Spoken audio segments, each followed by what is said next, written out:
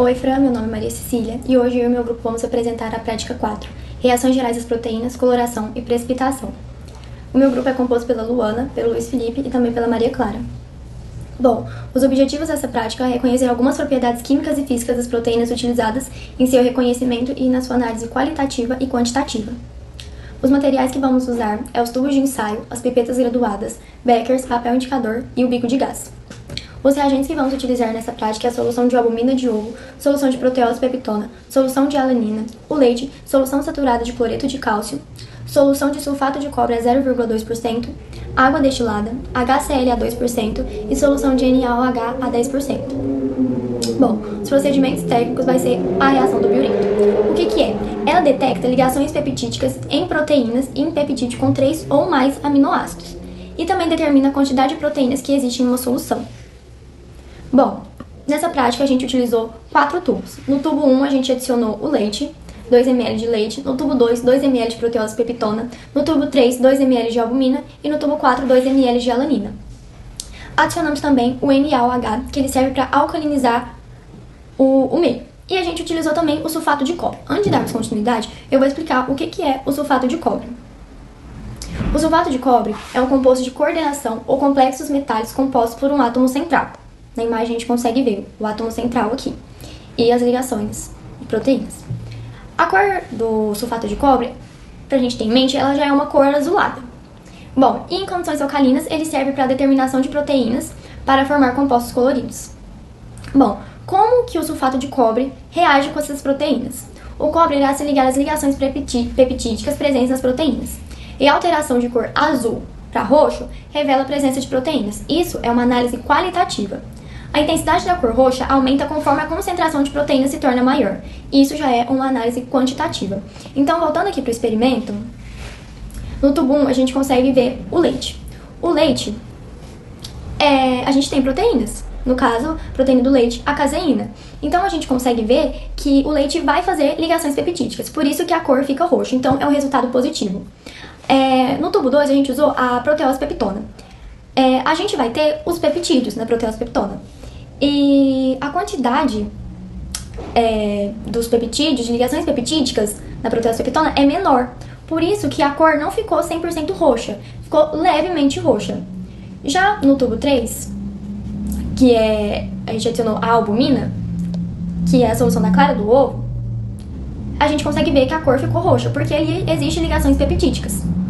Então o resultado foi positivo. No tubo 4, a gente tem a alanina. O que é a alanina? A alanina é um aminoácido. Então a gente consegue ver que não está fazendo ligações peptídicas. Por quê? Porque o cobre não está reagindo ali. Então o resultado foi negativo porque a cor não mudou, a cor ficou azul. Bom, aqui eu coloquei os resultados. No tubo 1 a gente teve um resultado positivo, ficou a cor roxa. No tubo 2 da proteose peptona, o resultado também ficou positivo, mas ficou levemente roxo. No tubo 3 da albumina, ficou roxo, então foi um resultado positivo e ficou um roxo também mais escuro. E a alanina foi um resultado negativo, porque não teve a mudança de cor, ficou azul. Bom, aqui eu vou apresentar também esse experimento que a própria Fran passou. O que acontece? Dentro desses tubos, a gente tem no tubo A a água, no B a gente tem o sal, açúcar, amido e extrato. A gente consegue ver que no tubo C e no tubo D a gente tem carboidratos, então aqui não vai ter nenhuma ligação peptídica. Já no tubo E, que é o caldo de carne, no F a clara de ovo, o leite e no H o suco de soja, a gente consegue ver que as cores mudaram. Então, que a cor aqui tá roxa. No E, a gente tem proteína, a gente tem muita proteína no tubo E do que no tubo H. Por isso que a gente consegue ver aqui a análise qualitativa e também a análise quantitativa. Agora a gente vai falar um pouco sobre o segundo experimento, onde a gente consegue observar a precipitação das proteínas de acordo com a mudança da temperatura ou da concentração de sais no meio. E para a gente conseguir entender esse experimento, eu vou começar explicando o que acontece quando a gente aumenta a temperatura desse meio. Quando a gente fornece mais energia para o meio em forma de temperatura, vai aumentar o grau de agitação entre as moléculas. E, consequentemente, as ligações entre os grupos R dos aminoácidos que formam as proteínas serão rompidas. As ligações são as interações iônicas, as interações hidrofóbicas, interações de Van der Waals e as pontes de hidrogênio. E a proteína, que antes estava mais compactada, mais enrolada, ela vai ser desenrolada por conta da perca dessas ligações. E quando isso acontece, a gente fala que a proteína sofreu uma desnaturação. Então, na imagem a gente mostra, né, a proteína nativa. Quando ela sofre a desnaturação, ela se torna uma proteína desnaturada, né? Então, ela perde ali sua forma. E apesar da proteína sofrer esse processo de desnaturação, ela nunca vai perder a sua forma primária. Porque vai ter a perca das interações dos grupos R, mas nunca vai ter a perca das ligações peptídicas, que são as ligações entre os aminoácidos que vão formar a proteína. E essa perca da conformação nativa da proteína, ela pode ser total ou parcial. E nesse caso, o aumento da temperatura é um agente desnaturante físico. E quando a proteína está desnaturada, a gente percebe que ela teve uma diminuição da solubilidade no meio, além da perda da atividade biológica dessa proteína. Agora, para a gente entender um pouco como a concentração de sais pode contribuir para a precipitação das proteínas, a gente vai analisar esse gráfico. Nele a gente consegue perceber que quanto maior a força iônica, ou seja, a concentração de sais no meio, maior vai ser a solubilidade das proteínas até certo ponto. Quando a concentração de sal passa desse limite, né, a solubilidade das proteínas diminui até que ela se precipite. Nesse caso, os sais competem com as proteínas por moléculas de água para formar uma camada de solvatação. E como a quantidade de sal é maior do que a quantidade de proteínas no meio, as moléculas de água elas vão se juntar em volta das moléculas de sal, e essa quantidade de moléculas de água vai ficar insuficiente para as proteínas. Então, essas proteínas que não foram envolvidas pela água, elas vão se aglomerar e formar a precipitação. Ou seja, a interação entre as moléculas de proteína se torna maior do que a interação entre as moléculas da proteína com a molécula de água. Agora, analisando o experimento, a gente tem 4 tubos. O primeiro com leite, o segundo com uma solução de proteose peptona, o terceiro com uma solução de albumina e o quarto com uma solução de albumina mais uma solução concentrada de cloreto de cálcio. Todos esses tubos foram levados ao banho-maria em ebulição por cerca de 10 minutos. E como a gente pode ver na foto do nosso experimento, o primeiro e o segundo tubo, onde tinha a proteína do leite e a solução de proteose peptona, essas proteínas não sofreram precipitação, porque essas proteínas têm uma resistência à precipitação térmica, diferente da albumina, por exemplo, que no terceiro tubo, ela teve uma leve precipitação pelo calor. E para a gente analisar o tubo 3 e o 4, a gente percebe que nos dois tem albumina, né? Então teve precipitação nos dois, mas no tubo 4 teve uma precipitação maior devido à presença do sal.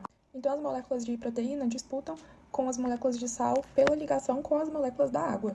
E como as moléculas de água envolvem o sal, essas proteínas, né, se tornam pouco solúveis, então forma uma precipitação maior relacionada ao tubo 3. Oi, Fran, meu nome é Luiz Felipe, e eu e a Maria Clara a gente vai estar falando sobre o terceiro experimento, que é sobre a precipitação das proteínas. O que é isso? É quando as proteínas atingem o ponto isoelétrico, ou seja, o pH onde sua carga líquida é neutra. Outro ponto que a gente tenta analisar é a solubilidade das proteínas é mínima no pI, né? Também temos outro ponto, que é quando forma-se um precipitado, como forma no leite, como aconteceu na aula prática, certo? Que subiu uma textura mais para cima, quando a gente coou, é aquele precipitado que forma, porque ocorre a redução das interações com a água.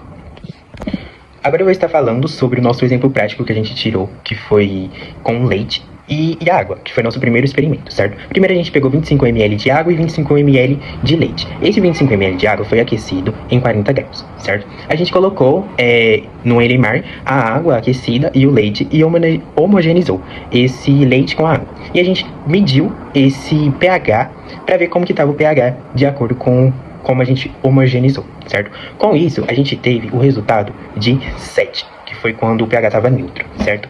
Também depois a gente fez um segundo passo, que a gente adicionou gotas de ácido clorídrico 2%. Com isso, a gente também foi medir o pH no parâmetro para ver se tinha mudado alguma coisa. E mudou, né? Que mudou de 7 para 4,5. E foi esse o resultado final que a gente concluiu quando a gente mediu o pH no final do experimento. Também a gente pode estar falando sobre as proteínas que a gente tem no leite, né? Que é a caseína e o soro do leite. A caseína, a gente tem 24 a 28 gramas por litro, certo? E no soro de leite a gente tem de 3 a 5 gramas por litro. Oi, Fran, tudo bem? Eu sou a Maria Clara e eu vou falar do experimento 3 com o Luiz sobre a precipitação isoelétrica das proteínas. Vou começar falando sobre o que acontece quando a gente altera o pH de uma solução proteica. Como sabemos, o pH é a medida que refere-se à quantidade de íons H+ presentes em um meio, sendo que a quantidade desses afeta o grupo ionizável de uma substância, determinando se esse ficará protonado, ou seja, com o íon H+, ou desprotonado, sem o íon H+.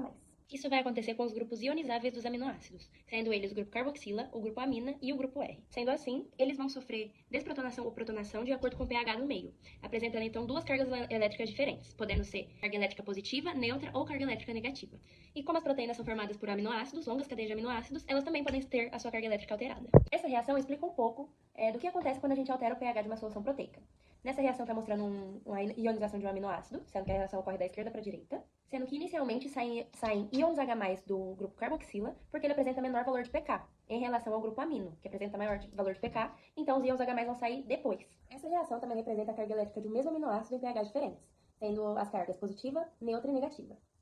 Nessa reação também dá para observar os três estados de ionização de um mesmo aminoácido, sendo eles positivamente carregada, eletricamente neutra e negativamente carregada, sendo que a eletricamente neutra é denominada isoelétrica. Nessa etapa, apresenta a mesma quantidade de carga positiva e negativa, então tem uma carga líquida nula. O ponto em que os aminoácidos ou proteínas possuem pH neutro é denominado de ponto isoelétrico. Quanto menor o valor de pH, maior a concentração de íons H+. Por consequência, ocorrerá a protonação. Quanto menor o valor do pH, maior a concentração de íons H+. Assim vai ocorrer a protonação, porque vai haver a maior prevalência da forma positivamente carregada. Em contrapartida, quanto maior o valor de pH, menor a concentração de íons H+. E aí vai ocorrer a desprotonação desses íons, porque vai haver a maior prevalência da forma negativamente carregada. Já na forma eletricamente neutra, só existe uma condição de pH, que é intermediária a esses dois meios. Aqui embaixo está um exemplo de como calcular o ponto isoelétrico, que vai ser o pKa subtraindo a carboxila, mais o pKa subtraindo o grupo amino, dividido por 2. Agora eu vou estar trazendo uma curva de solubilidade das proteínas de acordo com o pH do meio, ou seja, os íons H+, que estão se concentrando ali naquela solução. Nesse gráfico, a gente podemos ver uma linha azul, que é quando a gente vai estar aumentando o nosso pH, né? Que com isso a gente vai estar relacionando com o pH menor que o pI, né? Com isso a gente vai ter uma carga positiva, né? Que vai ser quando o grupo carboxila não tem carga e o grupo amina tem carga positiva. Com isso fica positivamente a carga eletrolítica líquida, né?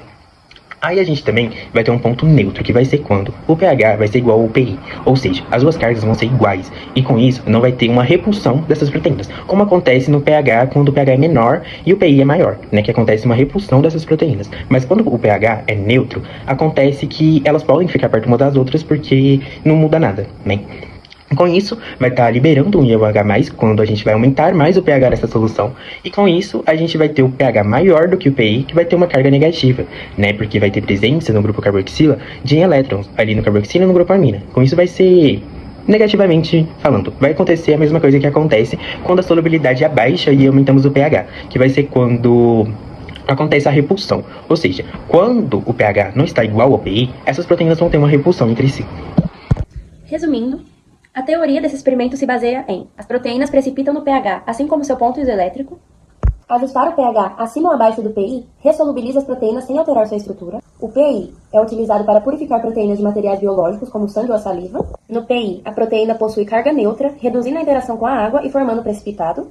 Cada proteína tem um pI específico, permitindo a separação de outras. Foi isso, Fran. Espero que tenha gostado. Obrigado por assistir. Agora eu vou estar fazendo em suma sobre o que a gente falou a partir do terceiro experimento, certo? A gente pode estar falando sobre a caseína do leite, que ela se precipitou porque o seu pH de 4,6 equivale ao seu ponto de pI. Podemos estar falando também sobre a albumina e a globulina, que elas se permaneceram solúveis porque o pH da solução foi estável para elas. Podemos estar falando também de outro ponto, que ambos os métodos permitem a separação das proteínas de mistura.